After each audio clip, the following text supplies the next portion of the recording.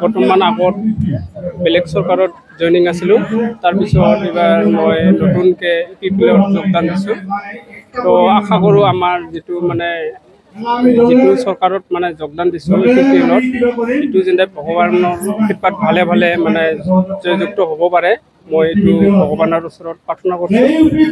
তো আমাৰ যিটো চৰকাৰটো যিটো আছে, এইটো আগৰ পৰা বহুত ভালকৈ চলি আছে আৰু এইটো আমাক সুখ শান্তি ভালকৈ দি আছে, অসুবিধা নাই। দিন ৰাত আমি কৰ্ম কৰি খাই একফালৰ পৰা একফালে আহিব পাইছোঁ, একো অসুবিধা নাই আৰু কি।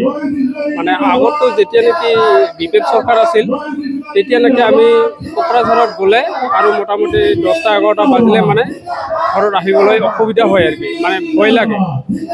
এইটো ৰাস্তা দি গ'লে কিবা হ'ব নেকি, কোনোবাই মাৰিব নেকি, এইটো ভয় ভাৱ আছিলে আৰু কি। কিন্তু আমাৰ যিটো ইপিপিএল চৰকাৰ আহিছে, এইটো চৰকাৰে ভালে আছে আৰু ভয়ো নাই। ৰাতি 11টা-12টা বাজিলেও কোনো অসুবিধা নাই, ভালকৈ কাম কৰি আছোঁ, ভালকৈ চলিব পাৰি আছোঁ, ভয় ভীতিও নাই আৰু ভালকৈ চলি আছোঁ আৰু কি। ছাৰ ক'ব লগা মোৰ ইমান হেৰি নাই, তথাপিও মই আশা কৰোঁ আমাৰ ইপিপিএল চৰকাৰ কৰ্মত বৰ এইটো আমাৰ ভালকৈ চলি আছে, ভালকৈ চলি থাকিব আৰু মই আশা কৰোঁ ভালকৈ চলি থাকিব। মই এইখিনি ক'ব লাগে।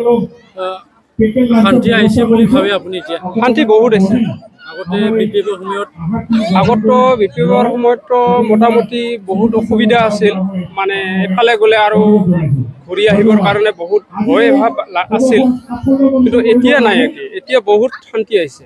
ধনেশ্বৰ গোহাঁই আপোনালোকৰ সমষ্টিৰ MCLA, তেখেতে 22 বছৰ হ'ল আপোনালোকৰ সমষ্টিৰ MCLA হৈ থকা বা EM উন্নত কি কাম কৰিছে তেখেতেতো ইমান দিন হ'ল, আজি ক'ব গ'লে বহুত বছৰে হ'ল আৰু কামটো এনেকুৱা একো দেখা পোৱা নাই। মই দেখা পোৱা নাইয়ে। এতিয়া যিটো আমাৰ প্ৰমোদ চৰকাৰ আহিছে, ইটো আহাতে আমি বহুত সন্তুষ্ট আৰু কি। বহুত কাম হৈ আছে আৰু শান্তি আহি আছে, এইখিনিয়ে আৰু কি। আপোনাৰ নাম? মোৰ নাম শ্ৰী কানুৰাম চিত্ৰধৰ, মোৰ গাঁও গেন্দ্ৰাবিল, তো ডিষ্ট্ৰিক্ট কোকৰাঝাৰে পৰে। আৰু আপুনি আজি ইউপিপিএলত যোগদান কৰিলে, আকৌ আপোনাৰ লগত কোনোবা আহিব লগা আছে নেকি লগত? মোৰ লগত আহিব লগা মোৰ আছিলে, এইটোতো জইনিং হৈছে মোৰ সৰু ভাইৰ বোৱাৰী দুজন, আৰু আমি দুজন। এইটোৱে আৰু কি। আপোনালোকৰ গাঁৱৰ কোনটো দলক বেছি ছাপোৰ্ট কৰে? মোৰ গাঁৱৰ দলটো মইতো ইউপিপিএলতে বেছি ছাপোৰ্ট আছে। আৰু ইউপিপিএলক আপোনালোকক আৰু ছাপোৰ্ট কৰা মানুহ আছে নেকি? আছে, বহুতেই আছে। এইটো আমাৰ গাঁৱতো বহুত আছে এনেকুৱা, ভালকৈ ভাল পাইছে বহুতো চৰকাৰটোক, আশা কৰে আৰু দ্বিতীয়বাৰত যদি আৰু ভালকৈ আৰু আমাৰ চৰকাৰটো ভাল হৈ থাকে আৰু ভাল এটা পৰিৱৰ্তন আৰু আনিব পাৰে, এইখিনিয়ে আৰু কি। আপোনালোকৰ সমষ্টিত ইউপিপিএলৰ প্ৰাৰ্থী ৰঞ্জিত বসুমতাৰী, তেখেতে আপোনালোকে তেখেতক জিতাব না হাৰাব বুলি ভাবে? ৰঞ্জিত বসুমতাৰীটো আশা কৰোঁ সি জিকাবই, একদম গেৰেণ্টি জিকাব। আশা আছে আৰু চবৰে মনতে আশা আছে, সি জিকাবই, একদম গেৰেণ্টি। আমি সকলোকে ব্যৱস্থা কৰিছোঁ, আপোনালোকে যেন আসনত বহি থাকি আমাৰ আহাৰখিনি গ্ৰহণ কৰে। বিশেষভাৱে